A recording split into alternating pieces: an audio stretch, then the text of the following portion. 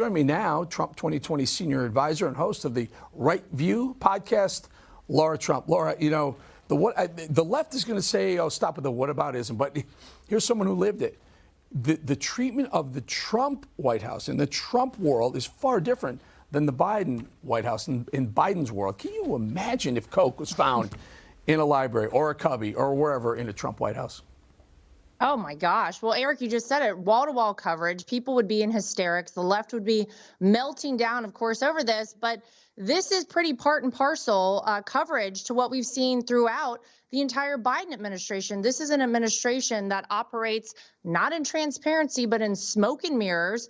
You kind of just get a big fog over everything. Whenever there's any question asked, you're very lucky if it is even addressed. We know that when it comes to the Biden family and Joe Biden's scandals, Karine Jean-Pierre, the White House press secretary, has only 2% of the time actually answered any questions about these things.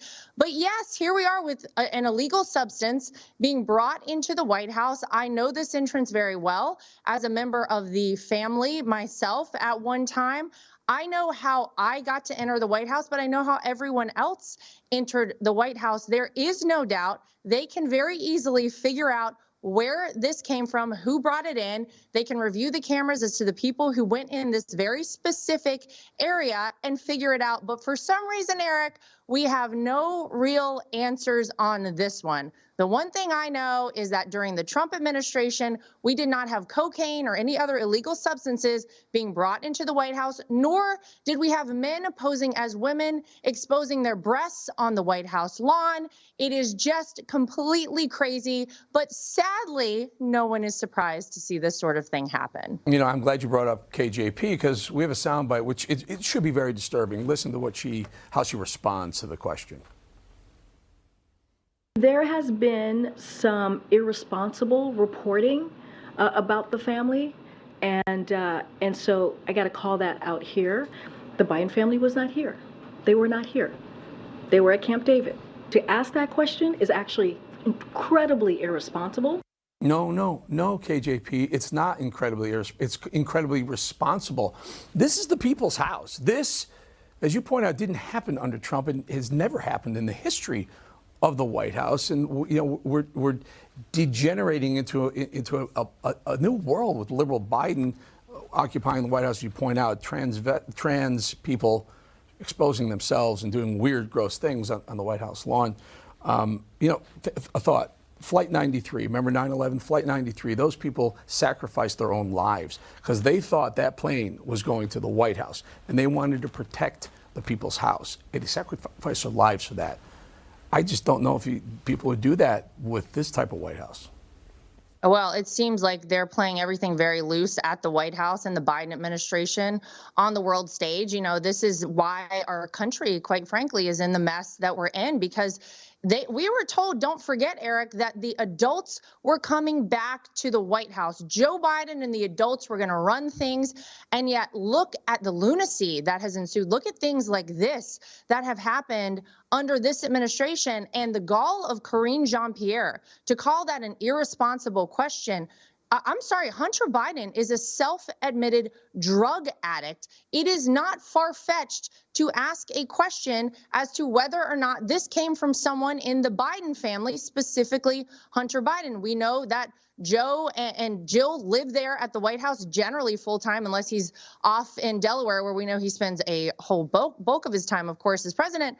But that was not an irresponsible question at all. It is very irresponsible, though, that this press secretary and this White House fails to answer the most basic questions about very basic and important things that the American people deserve to know. You know why it's really super important, and I want to move on to the next topic. It's super important because if this wasn't Coke, if this was a wiretap, if this was a Chinese spy listening, we'd have a national security crisis on our hands. That is the most locked down place in the world. I know, you know, we spend a lot of time getting in and out of that place. And I feel bad. I feel truly bad for the United States Secret Service because I'm sure they know.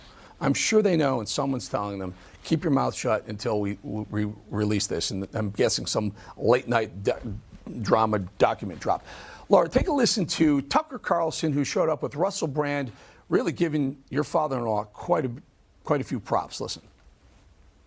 I think looking back on this 10 years from now, assuming we're still around, I think we're going to see Trump's emergence as the most significant thing to happen in American politics in 100 years, because he reoriented the Republican Party against the wishes of Republican leaders. I'm struck by his foreign policy views.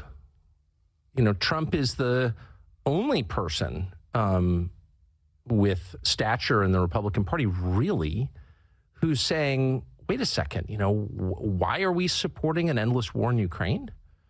And that, you know, leaving aside whether Trump's going to get the nomination or get elected president or would be a good president, you know, I can't even assess that. All I can say at this point is I'm so grateful that he has that position. He's right. And everyone in Washington's wrong. Everyone. Yeah. So you know, really good to hear that. And by the way, Russell Brand and Tucker, man, the couple movers and shakers, Lara. Yeah, what a combo there. I love it. But he's right. You know, that I think back to the interview that my father-in-law did with Tucker. It was one of his last big interviews before Tucker left Fox, of course. And I think people who really sat down and listened to my father-in-law understood that this is a guy who really gets foreign policy, who really understands how to make us the superpower of the world and how to make sure we keep that position. Of course, it's where we have always been.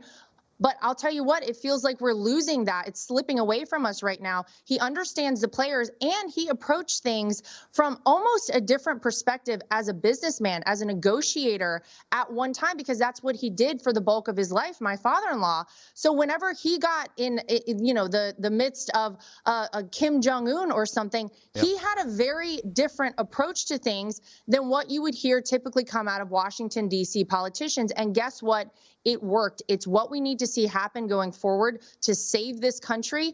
And I think a lot of people agree with what Tucker said there. Yeah. The only thing I'll say is a lot of people also want to see Donald Trump, the 47th president. I will tell you, I think Tucker nailed it. Donald Trump ushered in a new era of politics that we hadn't seen in 100 years, in a century, or maybe even more. And we're desperately needed. Lara, thank you so much, Lara Trump. Have a great weekend. Thanks for joining us.